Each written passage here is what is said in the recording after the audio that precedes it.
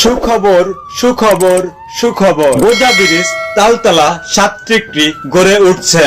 5 তলা বিশিষ্ট এক বিলাসবহুল জলি কমপ্লেক্স ভবন। ভবনটি hotel, restaurant, hospital, office, bank, বীমা ও গুডাউন হিসাবে ভাড়া দেওয়া হইবে। লোকেশন হাটিকুমরুল গোলচত্বর হইতে নাটোর মহাসড়কের দিকে 4 কিলোমিটার পশ্চিমে গোজা ব্রিজটা পার হয়েই তালতলা।